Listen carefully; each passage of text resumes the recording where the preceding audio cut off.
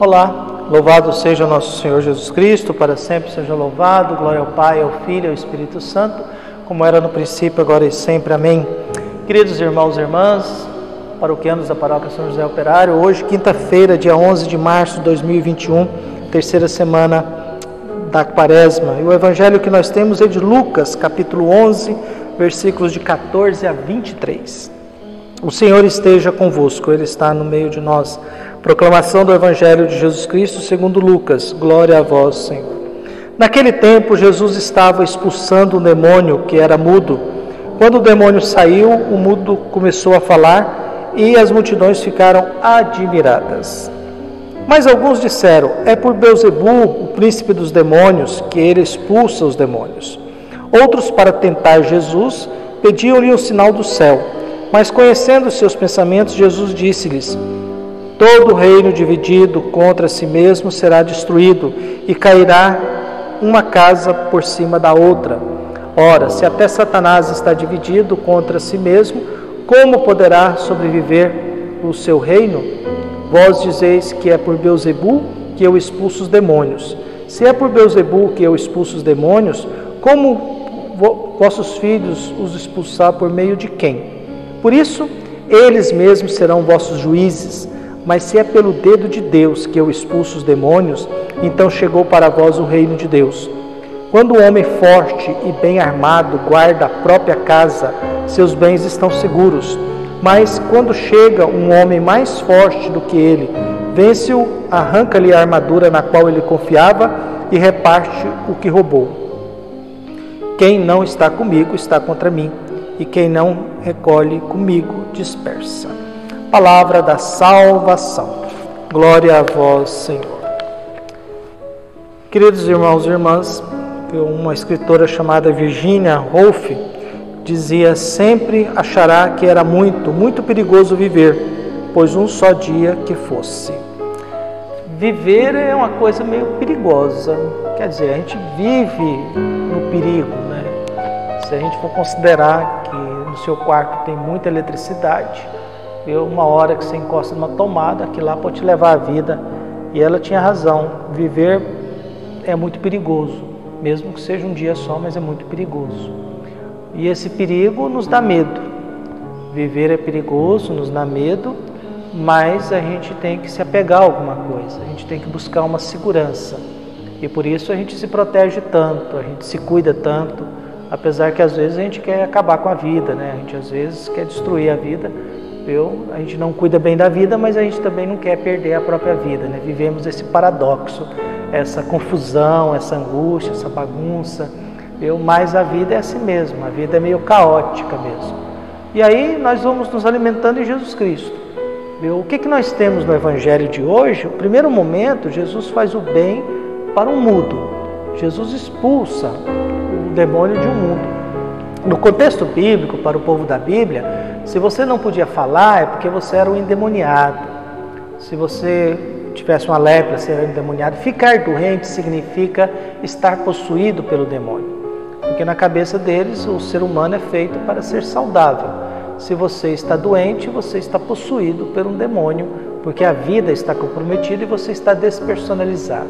Por isso nós temos no Evangelho de hoje, esse primeiro momento em que Jesus expulsa um demônio de uma pessoa que é muda, e essa pessoa logo em seguida começa a falar. Nós não sabemos o que ela fala, mas ela fala, e o fato dela falar cria um espanto para a multidão. É interessante que Jesus, quando fala, a multidão fica admirada, mas quando Jesus expulsa o demônio, isso cria um espanto, as pessoas ficam espantadas. É diferente de estar admirado. Espantado é uma coisa mais forte, a gente se espanta. Quando alguém faz uma coisa muito absurda que você nunca esperou na vida, você fica espantado. Quando acontece algo muito bom na sua vida que você nunca estava esperando, você fica espantado. É o momento do choque. Então, nesse primeiro momento, Jesus devolve a capacidade de falar ao mudo, expulsando o demônio. Isso faz com que a multidão fique espantada. Mas aí vem o confronto. Qual que é o confronto?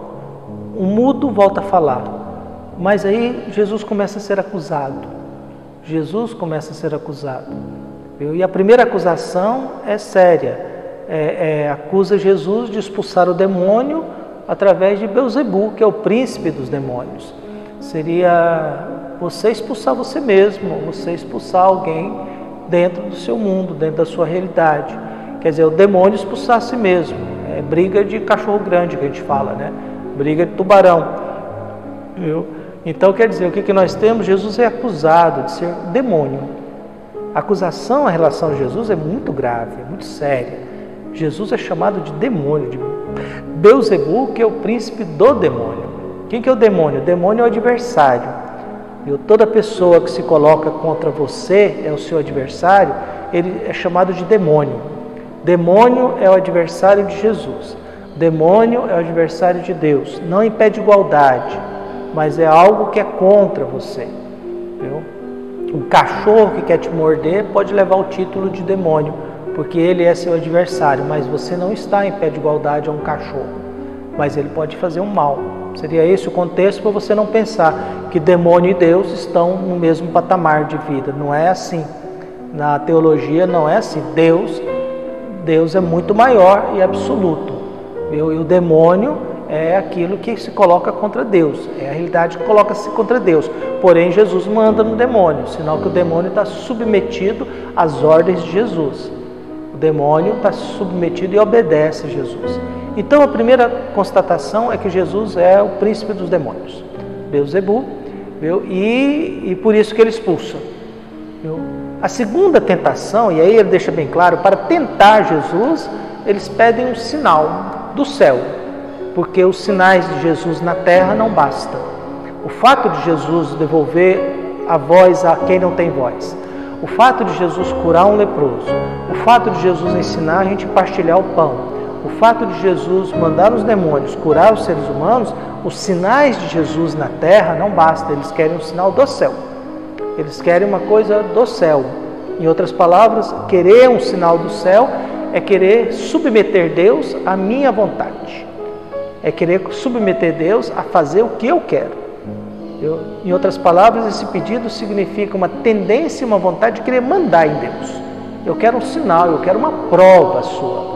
É igual o aluno que vai fazer uma prova, ele já chega reprovado. Quem vai fazer uma prova já chega reprovado.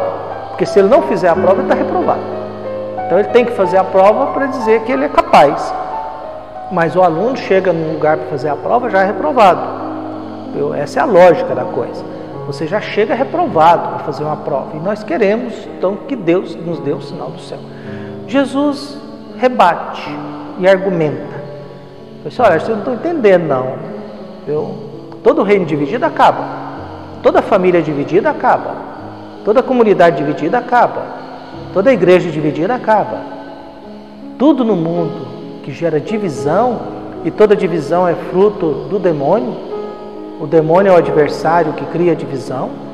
O diabo é aquele que cria confusão. O diabo nos ensina que fazer o mal é um bom. Nos ensina que fazer o mal é um bom. Quando a gente vai fazer o mal e pensa que é bom, sinal que a gente está possuído pelo diabo. O diabo está orientando a gente, que ele nos confunde, nos bagunça na cabeça. Então, nesse exercício da nossa fé, no exercício da nossa oração e nesse encontro nosso com Jesus, Jesus responde a eles. Assim, olha, eu queria dizer para vocês que tudo aquilo que é dividido acaba, tá? Então, se por acaso eu sou o demônio e estou expulsando o demônio, isso aqui vai acabar. Agora, se é pelo dedo de Deus que eu expulso o demônio, o reino de Deus está perto de vocês. Se é pelo dedo de Deus que eu expulso o demônio, então o mundo de Deus está perto de vocês. Está perto de vocês. Se o que eu faço é obra de Deus, então o mundo de Deus está perto de vocês. Se eu faço é obra do demônio, aí não. Se eu faço é obra de Deus e o dedo de Deus está próximo, porque permitir o dedo de Deus encostar na gente é uma coisa muito perigosa, muito difícil, porque bagunça a nossa vida, altera tudo, muda tudo. Então o que eu queria dizer nesse momento hoje de reflexão é que Jesus é duramente criticado. E depois Jesus vai dizer que todos os pecados são perdoados, menos pecar contra o Espírito Santo. Pecar contra o Espírito Santo é isso que eles acabaram de fazer. É por Belzebu que ele expulsa os demônios. É através do príncipe dos demônios que ele expulsa os demônios. É igualar Jesus ao demônio. É colocar Jesus em pé de igualdade com o demônio. Isso é pecar contra o Espírito Santo, o que não tem perdão. É chamar Jesus de demônio. Então, quer dizer, é colocar Jesus na categoria do demônio. É colocar Jesus na categoria de Beelzebul. Isso é pecar contra o Espírito Santo. Não é essas bobaginhas que o pessoal escuta por aí e fala. E isso é muito grave, porque você olhar para Jesus e colocá-lo em pé de igualdade com o demônio, isso é uma coisa muito séria, muito grave, porque nós estamos falando de Deus, nós estamos falando da criatura, nós estamos falando da segunda pessoa da Santíssima Trindade. E aí, para concluir, Jesus disse: se é pelo dedo de Deus que eu expulso os demônios, o reino de Deus está próximo. E para concluir, Jesus disse assim: olha, um cara muito forte com armadura, ele garante seus bens. Viu? O demônio aí com a sua armadura, ele garante o seu patrimônio. Viu? Ele garante o seu patrimônio. Viu? Mas se chegar alguém mais forte do que ele, vai arrancar, viu? Vai amarrá-lo, arrancar a armadura que era a sua segurança, e aí não fala que esse homem mais forte tem armadura, viu? E vai distribuir o que roubou. Distribuir o que roubou. Esse gesto de distribuir o que roubou, que é uma coisa que nos chama a atenção, viu? Reparte o que roubou. Quer dizer, o cara que roubou desse cara muito forte, ele vai repartir o que roubou. O Evangelho tem umas coisas que é meio difícil a gente entender, né? Umas coisas que a gente nasce assim, a gente quando está rezando e quando a gente está percebendo e lendo e observando. É interessante esse dado dessa palavra. Nós estamos falando de um homem forte com uma armadura que tinha suas coisas, é atribuído ao diabo, a Satanás. Aí vem alguém mais forte do que ele, que é Jesus, que não usa armadura e arranca dele a armadura que dava segurança a ele. Quer dizer, ele era forte por causa da sua armadura, e esse que é mais forte, que vai roubar os seus, ele vai partilhar, ele vai dividir, ele vai distribuir o que roubou. Por isso, Jesus tem essa referência. E aí termina com isso, com a seguinte frase: quem não está comigo está contra mim, e quem não recolhe comigo dispersa. Quem não está comigo está contra mim. Nós estamos falando de um Jesus que começou o Evangelho expulsando o demônio da mudez, dando capacidade para uma pessoa falar. Só que logo em seguida a gente descobre que o demônio também fala, né? Então nós temos um homem que recuperou a fala, por causa que Jesus deixou, e depois nós temos a fala de gente que vai acusando Jesus. Acusa ele de ser Beelzebul, provoca ele que quer um sinal dos céus, vai tentando ele, e aí vem sempre a questão da fala. Jesus manda o demônio sair, dá a alguém a condição de falar. Existem pessoas que falam porque quer destruir Jesus. Jesus fala orientando, divisão gera destruição, mas o dedo de Deus vai nos livrando do mal. E Jesus diz: o demônio pode ser muito forte porque confia na sua armadura, mas pode ser que chegue alguém mais forte do que ele, e aí não resolve nada a sua armadura e nem a sua força. E aí nós estamos falando de Jesus, que é mais forte do que toda essa maldade, todas essas realidades. Então que Deus abençoe a todos nós, que nos ajude e ilumine o nosso coração. Viu? Tem uma frase de Darcy Ribeiro que eu acho interessante, que nasceu em 1922 e morreu em 1997. Ele dizia: a coisa mais importante para os brasileiros é inventar o Brasil que nós queremos. Nesse Brasil complicado aí, difícil, a gente termina talvez com essa pergunta: que Brasil que nós queremos? Que família que nós queremos? Que igreja que nós queremos? Nós queremos pelo menos que tenhamos um Brasil, que tenhamos uma igreja, que tenhamos famílias, comunidades, que tenha o dedo de Deus e não o domínio do demônio. Um abraço e até mais.